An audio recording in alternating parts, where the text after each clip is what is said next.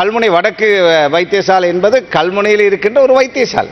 எனவே அந்த வைத்தியசாலையில் மாத்திரம் ஒரு புதிய ஒரு நிலைப்பாட்டை எடுத்துக்கொண்டு அதை விட ஒரு வேதனையான ஒரு விஷயம், அங்கே வேலை செய்கின்ற ஊழியர்கள் வெளியே வந்து 20 வருஷமாக நாங்கள் வேலை செய்கிறோம், இவ்வாறு இருக்கின்ற பொழுது ஏன் இவர்கள் இவ்வாறு உடுத்தி வர வேண்டும்? இது ஒரு புதிய ஒரு ஆடை அல்ல, முகத்தை மூடிக்கொண்டு வரவில்லை அல்லது வேறு ஒரு மாற்றத்தோடு வரவில்லை. அவர்கள் பிறந்த அதாவது வயது வந்த காலத்திலிருந்து காலை மறைத்து வாழ்ந்தவர்கள். தலையிலே ஒரு துணியை போட்டுக்கொண்டு அல்லது மூடி மறைத்து கொண்டு வருவதனால் எந்த ஒரு பெரிய ஆபத்தும் அங்கு ஏற்பட போவதில்லை. நான் 1990ஆம் ஆண்டு 18 வயது இருக்கின்ற பொழுது நான் உட்பட 1 லட்சம் முஸ்லிம்கள் அதாவது ஆயுததாரிகளால் வெளியேற்றப்பட்டோம். ஆனால் நான் 2009ஆம் ஆண்டு அமைச்சராக மெனிக்வாமுக்கு செல்லுகின்ற பொழுது யார் எங்களுடைய பெண்களுடைய காதுகளில் இருந்து தோட்டை பைபோஸாக பறித்து எடுத்துக்கொண்டு எங்களை போட்டில் ஏற்றி அனுப்பினார்களோ அவர்கள் நிராயுதபாணிகளாக அங்கு வந்து எங்களை கண்டு அச்சத்தோடு நின்றதை நான் கண்டேன். நாங்கள் பழி வாங்கவில்லை, அவர்களை காட்டிக் கொடுக்கவில்லை, அவர்களை தண்டிக்கவில்லை.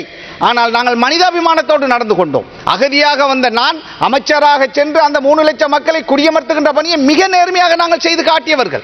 இதை அவ்வாறு இருந்தாலும் எங்களை இன்னும் இனவாத கண்ணாடி போட்டு பார்க்கின்ற சில அரசியல்வாதிகளும் சந்தர்ப்பவாதிகளும் இருக்கிறார்கள். இன்று நான் பார்க்கிறேன் இந்த விஷயம் ஒரு பெரிய பூதாகரமான பிரச்சனையாக மாறி இருக்கிறது.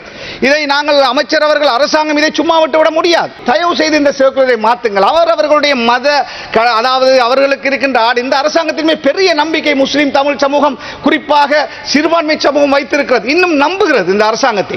எனவே இதை இந்த சர்க்குலரை மாற்றுவதற்கு 6 தமிழ் கட்சிகளும் அதாவது தமிழ் பேசுகிற கட்சிகளுடைய ஆலோசனை வேண்டும் என்று அமைச்சர் சொன்னதாக நாங்கள் கேட்கிறோம். இந்த 6 தமிழ் கட்சிகளும் ஒன்று சேர்ந்து இருப்பது ஏதோ ஒரு பெரிய அதாவது இந்த நாட்டில் ஒரு கலவரத்தை உருவாக்குவதற்காக அல்ல.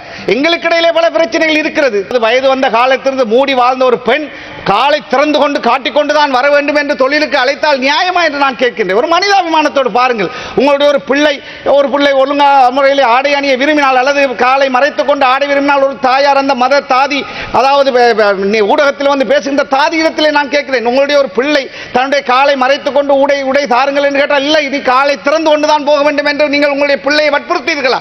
அதே போல உங்களுடைய பிள்ளைகளை போன்றவர்கள் தான் இந்த உத்தியோகத்தர்கள். மனிதாபிமானத்தோடு பாருங்கள்.